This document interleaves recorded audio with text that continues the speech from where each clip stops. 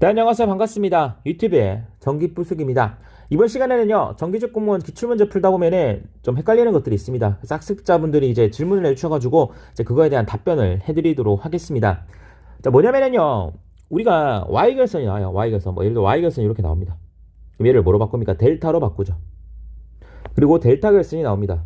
뭐로 바꿉니까? Y로 바꿉니다. 그런데 이러한 과정이 보통 부하에서 일어납니다. 근데 기출문제 풀다 보면은 부하가 아니라 전원에서 일어날 때가 있어요. 그래서 전원에서 일어날 때랑 부하에서 일어날 때랑 그게 좀 해석이 좀 다릅니다. 그래서 많은 분들이 이제 그냥 공식 암기를 하게 되면은 이걸 같은 상황으로 판단하게 되면은 당연히 오답이 나오겠죠. 그래서 그거에 대해서 정리를 해보도록 하겠습니다. 2018년 국가적 문제입니다.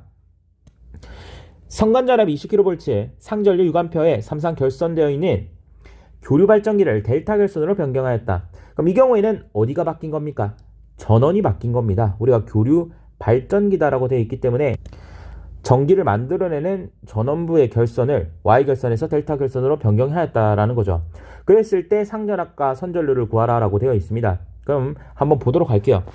그럼 원래 기존에 Y결선 되어 있었다. 어디가 전원부가. 그래서 우리가 일반적으로 교류 발전기다라고 하게 된다면 동기발전기가 되는 거죠. 우리가 동기발전기는 기본적으로 Y결선이 되어 있다는 거는 이미 기기 시간 때 여러분들이 학습을 하셨습니다. 이렇게 이쁘게 한번 Y결선을 그려보도록 하겠습니다. 그리고 나서 자 여기에 뽕 구멍을 뚫어서 여기서 뭐가 만들어집니까? 전기가 만들어지는 거죠. 상에서 이렇게 만들어집니다.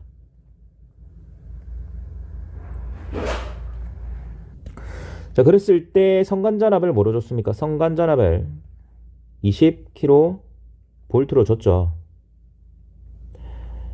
우리가 상전압은 얼마가 됩니까? 그럼 여기가 상전압이 되는 거죠. 상전압은 자 20kV를 루트 3으로 나눈 것이 이제 상전압이 되는 거죠.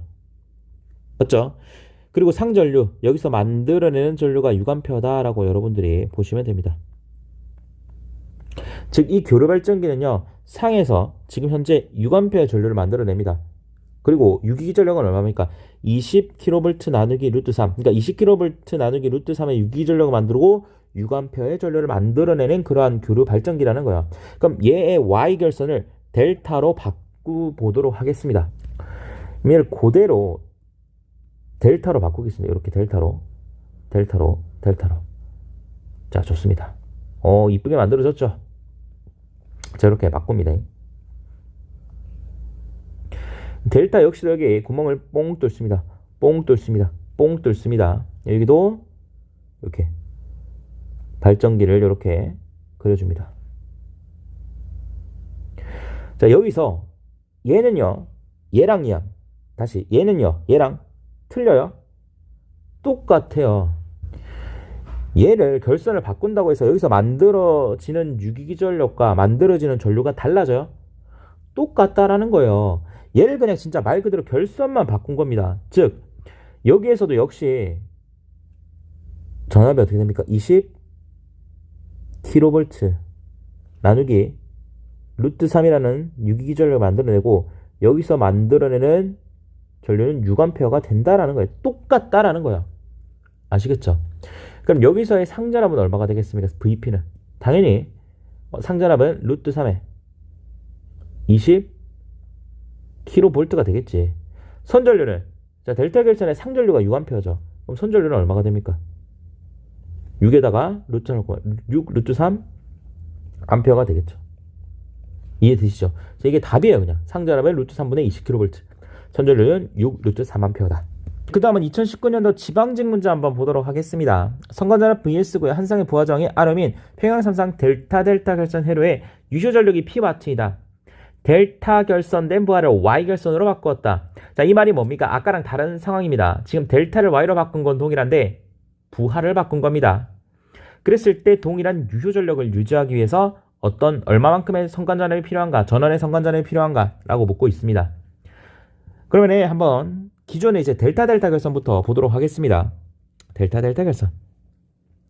여러분들 이해를 돕기 위해서 이렇게 전원부도 그려볼게요. 삼성 노트에 최신 기능을 이용해서 이렇게 깔끔하고 이쁘게 그릴 수가 있다라는 점. 삼성 관계자분들께서 이런 걸 많이 봐주셔야 돼요. 그리고 저한테 제발 광고를 넣어주세요. 죄송합니다. 자, 이렇게 델타 결선을 그렸습니다. 그랬을 때 일단 주어진 선간전압이 뭐라고 되어 있습니까? VS다라고 되어 있죠. VS.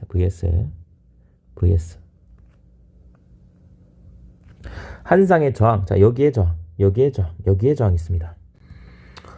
그래서 이렇게 저항을 그리겠고요. 여기도 이렇게 저항을 그려보도록 하겠습니다. 좀 이상하대 저항이. 이렇게 그리면은 되겠죠. 그래서 이 저항이 전부 다 R로 같다라는 것도 여러분들이 다들 알고 계실 겁니다. 이랬을 때 이제 유효전력을 구해볼 건데, 유효전력은 우리가 어떻게 구합니까? P는 뭐 여러 가지 공식이 있겠지만 R분의 V제곱 써볼까요? 여기서 R분의 V제곱이 편하니까. 그럼 이 저항 R에서 소비되는 소비전력은 R분의 VS제곱입니다. 맞아요? 근데 이게 몇 개 있어요? 하나, 둘, 셋, 세 개 있죠? 그래서 R분의 VS의 제곱이 몇 개 있다? 3개가 있다라는 겁니다. 잘 기억해 두세요. 자, 그런데 이 경우에서 지금 뭐만 바뀌었다? 부하의 델타 결선이 Y로 바뀐 겁니다. 즉, 여기에 결선이 뭐로 바뀐 겁니까? Y로 바뀐 거예요. Y로. 이렇게 바뀐 거예요. 자, 여기서 뭐 회로 이론에서 델타를 Y로 바꿀 때 3분의 1 해줘야 된다. 이런 짓 하면 안 되는 겁니다. 그건 등가 회로가 되는 거예요. 얘랑 지금 보시는 요 회로는 등가 회로가 아닙니다. 동일한 회로가 아니에요. 그냥 R을 델타 결선한 것과 R을 Y 결선한 것을 비교한 거예요. 그러니까 이제 R을 그냥 델타로 만들어준 거고요. 이 R을 Y로 만들어준 거예요. 그러니까 여기 걸리는 것도 전부 다 그냥 동일한 R이 된다고. R이 된다.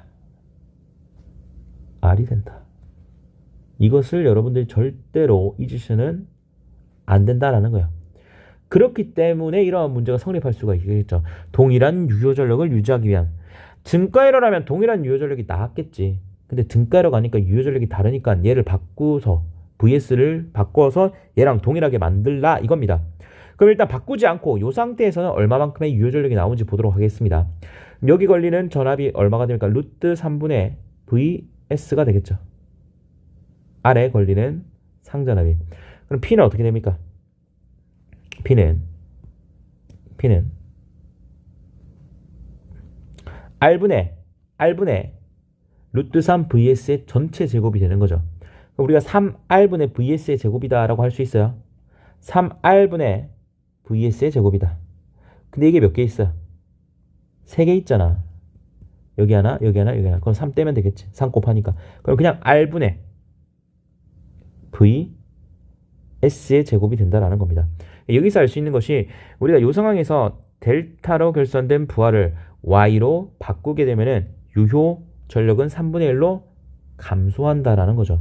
그러면은 같게 해주기 위해선 전압을 높여줘야 되는데 전압을 얼마만큼 높여주면 됩니까? 루트 3배만큼 높여주면 되겠지. 그러니까 요 값을 R분의 VS를 만약에 우리가 루트 3배만큼 증가시킨 다음에 넣어주게 되면 루트 3의 VS의 전체 제곱이 되니까 3VS 제곱의 R이 된다라는 거예요. 그럼 같아지겠지. 그래서 답이 뭐가 됩니까? 루트 3VS가 답이 된다라는 거예요. 아시겠죠? 이거 잘 구별해서 여러분들이 정리를 해주셔야 됩니다. 자, 이번 강의는 여기까지 하도록 하겠습니다. 수고 많으셨습니다.